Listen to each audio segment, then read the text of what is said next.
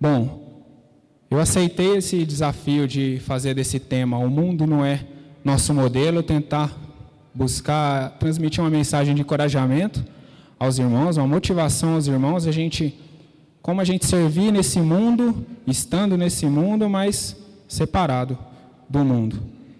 E eu vou usar bastante passagens bíblicas, mas não vou necessariamente parar para ficar lendo e pedindo para todo mundo abrir, porque senão vai ficar muito extenso. Então, quem quiser anotar ou depois tirar alguma dúvida comigo, pode ficar à vontade. Algumas coisas que eu vou falar aqui pode tocar algumas feridas também. Mas se a carapuça servir, por favor, veste, porque a intenção não é apontar o erro de ninguém, mas é que a gente, de mãos dadas, caminhamos juntos ao céu. Então, peço que vocês me desculpem se eu falar alguma coisa aqui que às vezes fere um pouquinho. Bom, a gente acabou de ler esse texto de João 17 que fala sobre o mundo, fala algumas vezes sobre o mundo. E uma das coisas que a gente precisa entender, primeiro, pode parecer simples, mas assim, o que é o mundo? O que Jesus, o que as Escrituras querem dizer quando eles falam sobre o mundo? A gente leu nesse texto, tem diversas vezes falando de mundo, não todas no mesmo sentido. Na palavra de Deus aparece a palavra mundo muitas vezes, só no Novo Testamento mais de 180 vezes. E será que é sempre a mesma coisa? No grego, a palavra que ele usa na maioria das vezes nessa passagem é a palavra grega, traduzindo para o português, cosmos. E essa palavra ela não tem um significado apenas, a gente vai identificar aqui, por meio de algumas referências bíblicas, pelo menos 3 significados para a palavra mundo. Bom, o primeiro significado que eu queria trazer, para a gente conseguir separar bem, é o mundo como um mundo físico, como o planeta Terra. Jesus usa esse entendimento, dá essa ideia de mundo físico, quando em Marcos 16:15 ele fala: "Ide por todo o mundo e pregai o evangelho a toda criatura". Quando a gente olha a versão de Mateus, em Mateus 28, ele ainda complementa, né? Fazeis discípulos de todas as nações, ide por todos os lugares do mundo, fazer discípulos de todas as nações. Ou seja, está falando do planeta Terra e os territórios, do mundo físico. Um segundo entendimento que a gente pode trazer, que Cosmos nos traz, é o mundo como a humanidade. Tem aquele texto mundialmente famoso, que é de João 3,16, que diz que Deus amou o mundo de tal maneira que deu seu Filho unigênito para que todo que nele crê não pereça, mas tenha a vida eterna.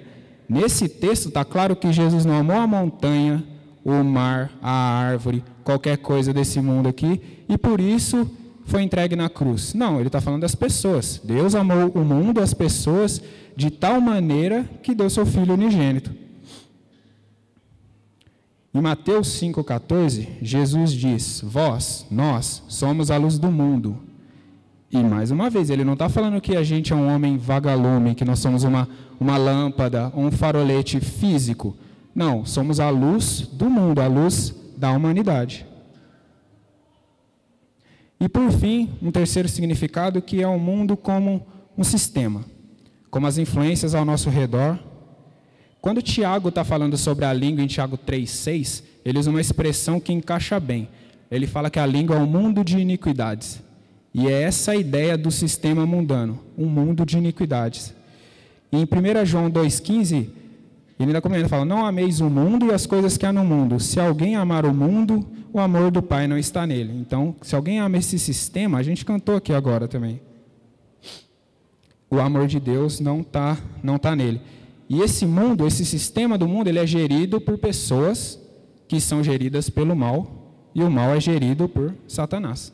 Então, esse sistema, quem controla é Satanás, faz as pessoas, não digo de fantoche porque tem o livre-arbítrio e a gente só faz aquilo que a gente quer, mas é de certa forma influenciado por isso. Bom, beleza, entendi que esses 3 significados podem fazer sentido, mas por que disso? Qual a importância disso? Por que isso pode me trazer alguma importância? Bom, primeiro porque a gente é fadado ao erro.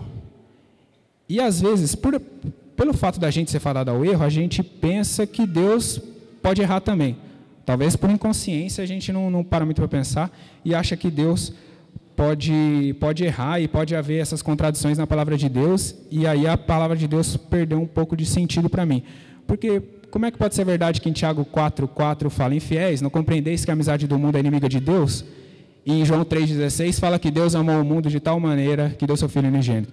Então, se eu não parar para entender e ver os sentidos, os significados que certas palavras podem ter, eu vou imaginar que é uma contradição. E se eu encontrei uma contradição, eu posso encontrar 1000. E aí, o que eu sei? Como é que eu sei que está certo ou errado? E aí a palavra de Deus começa a perder sentido para mim por conta de uma ignorância minha. Então, entendendo que esse significado pode variar dependendo de como ele está inserido no contexto, a gente tem que definir, então, qual é o mundo que não deve ser nosso modelo. Quando Jesus fala, qual é esse mundo? E é bem óbvio, é o mundo como um sistema, é o sistema do mundo. E como eu disse, esse sistema ele é gerido por pessoas que são geridas pelo mal, e o mal é gerido por Satanás. Então, a gente sabe que a fé genuína em Cristo, ela requer uma negação de qualquer princípio mundano. A gente sabe que o pensamento cristão ele não tem nenhuma harmonia com essas filosofias do mundo. Sempre existiu e sempre vai haver uma incompatibilidade. Deve existir uma incompatibilidade com o mundo. Então, eu quero trazer a ideia de 4 pensamentos que a gente deve ter, pensamentos antecipados, que pode nos ajudar a nos guiar nesse mundo. Porque a gente está nesse mundo, a gente vai viver nesse mundo até Deus nos levar. E esses são quatro pensamentos que eu acredito que o primeiro seria o mais importante, mas todos os outros estão interconectados e ligados entre si, ao ponto de que quando eu me guio por um deles, na verdade eu vou estar sendo guiado pelos 4 pensamentos.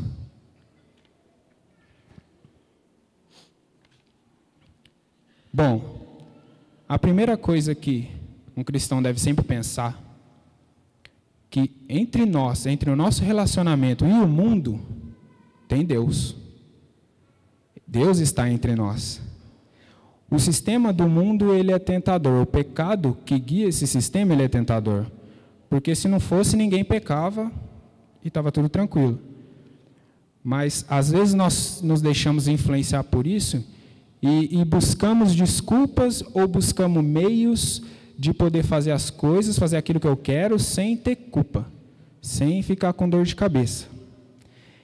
E, muitas vezes, a gente pode usar trechos em que a palavra de Deus não deixa muito claro, não fala não de uma forma muito clara, para poder pensar, bom, se a Bíblia não proíbe, então eu não sei se, acho que Deus não liga não se eu faço isso ou não.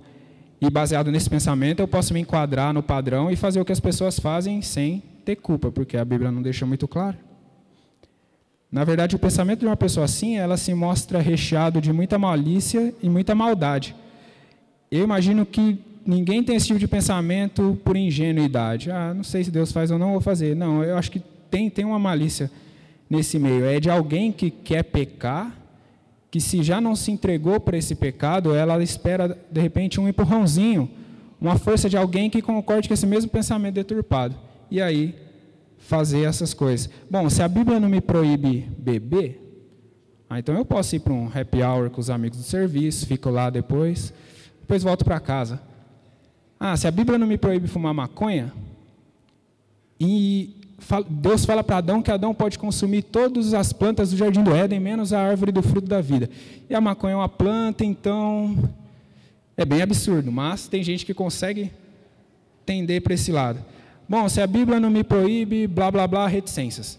Tem tantas coisas, tantos pontos que a Bíblia não diz claramente não, que quem usa desse raciocínio pode arrumar desculpa para tudo. Porque a Bíblia não é um livro taxativo de faça isso ou faça aquilo. Ela te dá um caminho, ela te dá um norte. Mas tem um livre-arbítrio e ela, imagina se tudo ela fosse colocar sim ou não, a extensão que deveria ser essa Bíblia. Então, quando a gente chega a ter esse pensamento, a gente pula uma fase muito importante do pensamento cristão, de que entre nós e o mundo tem Deus. A gente vive diante da face de Deus. Deus está entre nós. Não tem um momento da nossa vida que a gente consegue fugir da presença dele. Então, se a gente não tem essa prudência de pensar primeiramente em Deus, antes de qualquer coisa que a gente vai fazer, a gente corre um risco muito grande, muito forte de agir de uma maneira que fere, que maltrata a Deus, que maltrata os princípios dele. Ok, a Bíblia não diz claramente, né, para os jovens, não irás à balada, nem beberás uísque com energético. Mas, em 1 Tessalonicenses 2:22, ela diz: fuja de toda forma do mal. E é muito claro isso, não tem como fugir de textos claros como esse. Então, o mundo não pode ser nosso modelo, porque a gente não faz parte desse sistema. Por isso que, para a gente ganhar o mundo para Cristo, a gente não precisa fazer nada que agrade o mundo. A gente tem que fazer o que agrade a Cristo e as outras pessoas virão.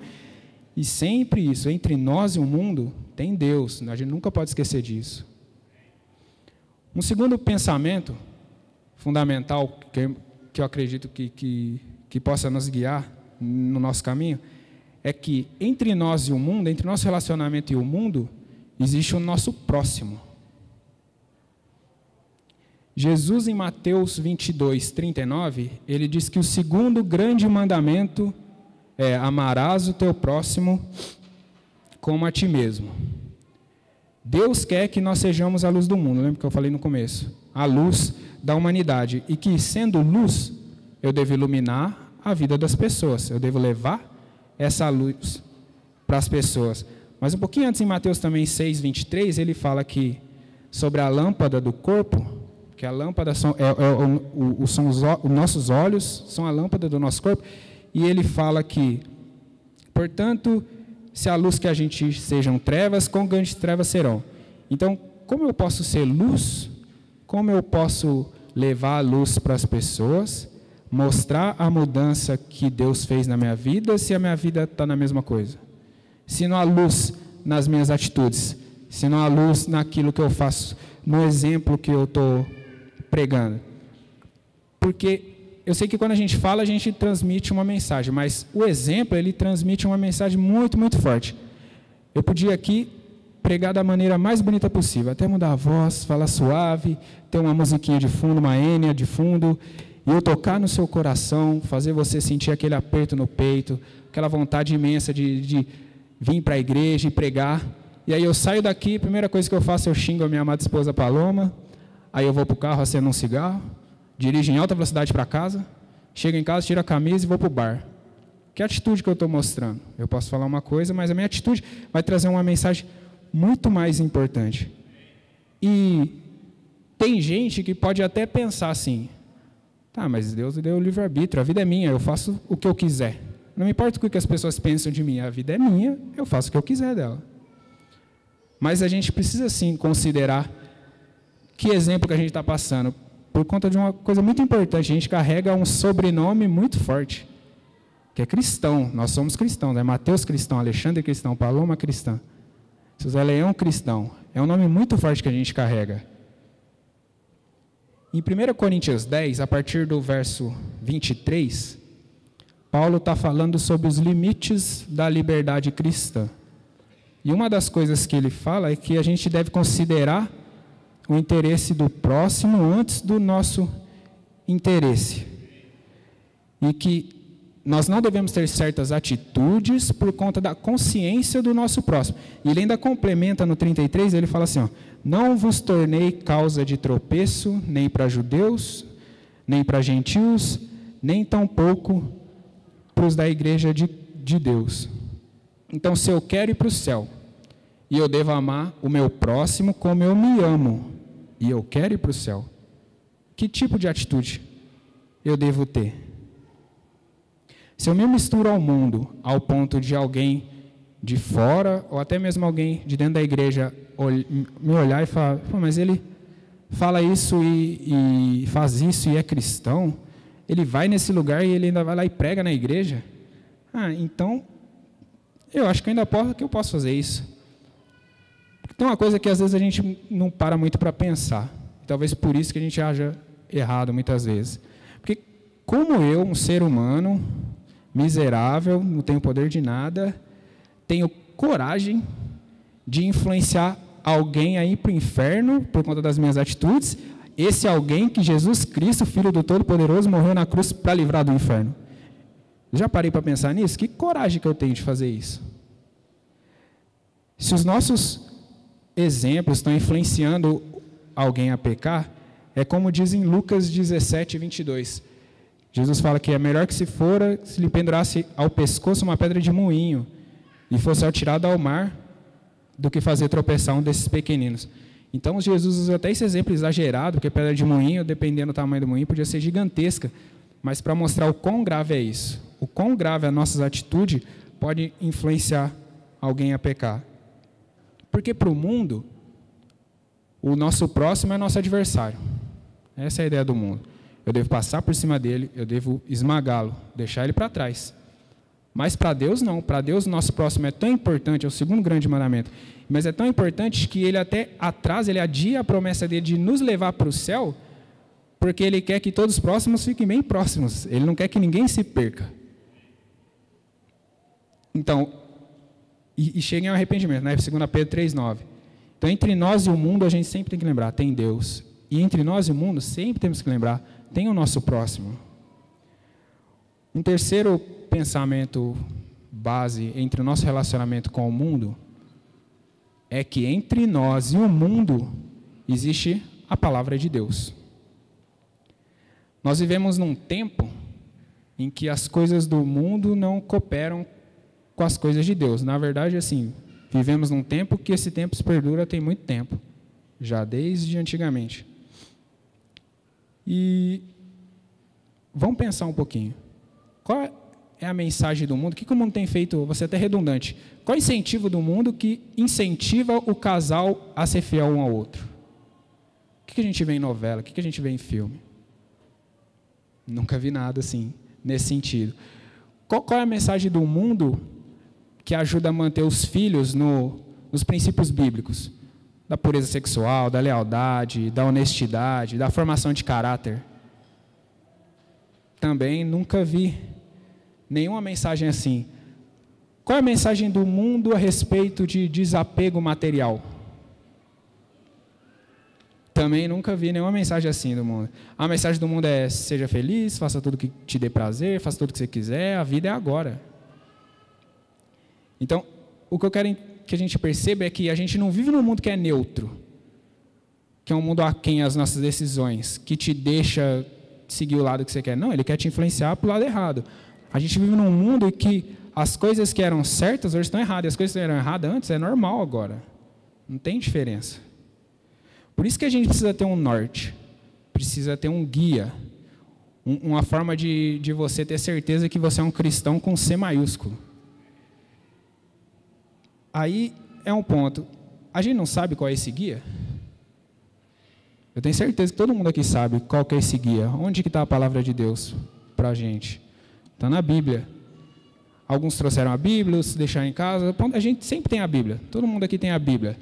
Mas será que a gente usa mesmo a Bíblia como o nosso guia? Será que a gente usa a palavra de Deus para nos ajudar a tomar uma decisão difícil? Será que a gente usa a palavra de Deus para nos ajudar a nos livrar de um momento de tentação? Será que a gente consegue defender o nosso ponto de vista cristão baseado nas coisas que estão na Bíblia?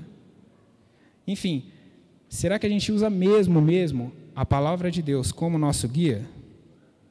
Porque a gente tem que sempre lembrar um verso que a gente canta muito aqui. Hoje a gente não cantou, mas a gente sempre canta. De Salmos 119, 115, que fala: lâmpada para os meus pés é a tua palavra e luz para os meus caminhos. Então, a palavra de Deus, ela é a lâmpada para os nossos pés, ela é a luz para o nosso caminho. Vamos pensar um pouco. A palavra de Deus é a luz para os nossos caminhos. Deus quer que a gente seja luz, Jesus quer que a gente seja luz, ou seja, que a gente tenha a palavra de Deus dentro de nós. Jesus, ele fala: santifica-os na verdade, a tua palavra é a verdade.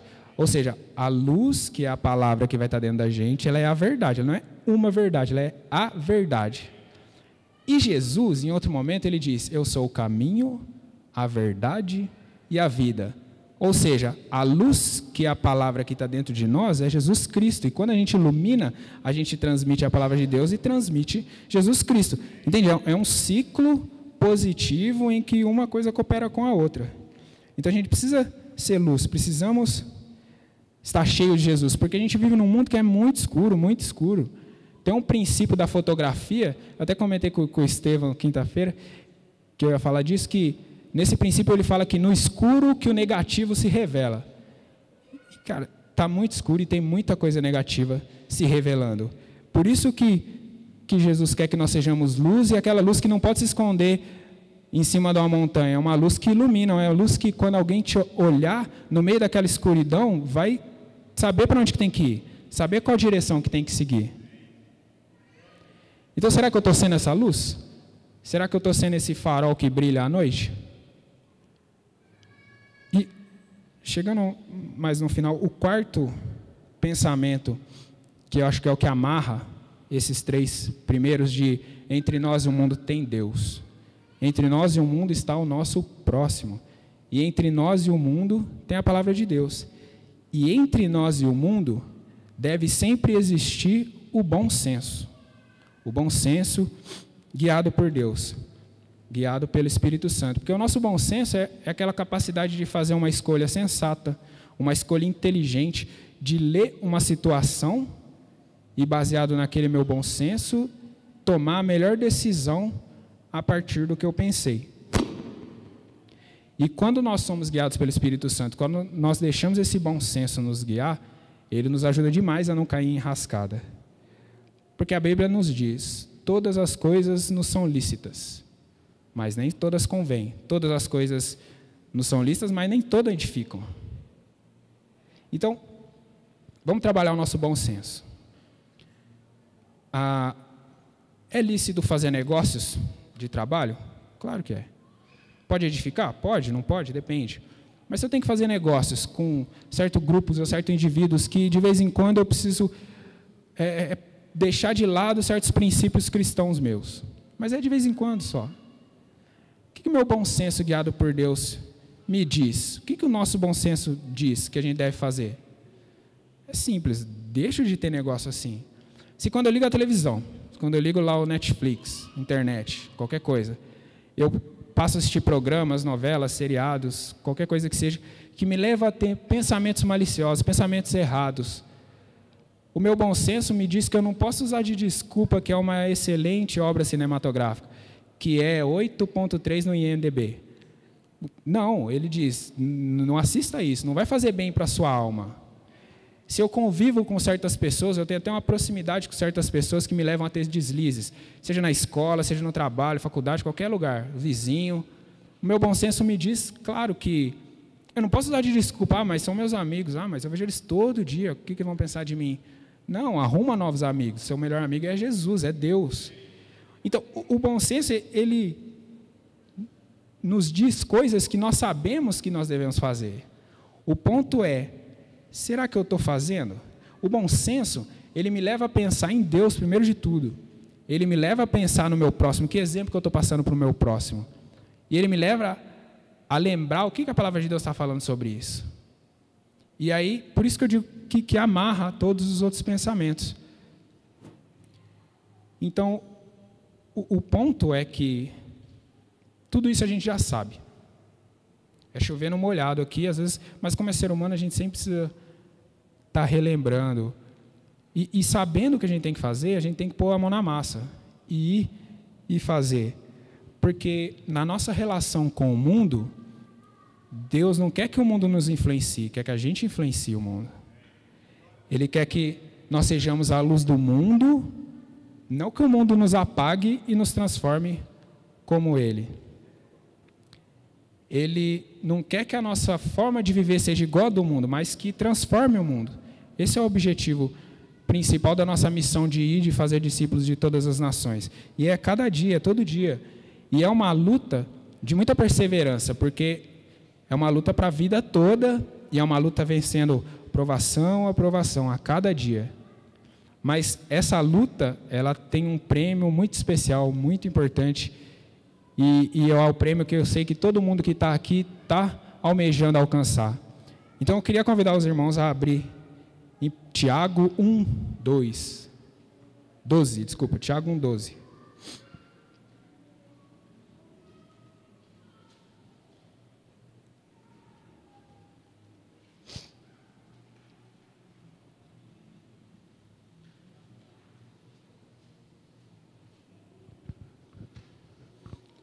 Diz assim a palavra de Deus: Bem-aventurado o homem que suporta com perseverança a provação, porque depois de ter sido aprovado, receberá a coroa da vida, a qual o Senhor prometeu aos que o amam. Então, que Deus seja louvado, que nós sejamos luz nas nossas atitudes, que as nossas atitudes venham a ajudar a guiar as pessoas nesse mundo tenebroso que a gente vive. E graças a Deus por a gente estar aqui hoje e dando esse primeiro passo. Os irmãos vão estar tirando alguns cânticos, então quem quiser vir aqui na frente pedir uma oração, agradecer a Deus, fique à vontade e que Deus seja louvado.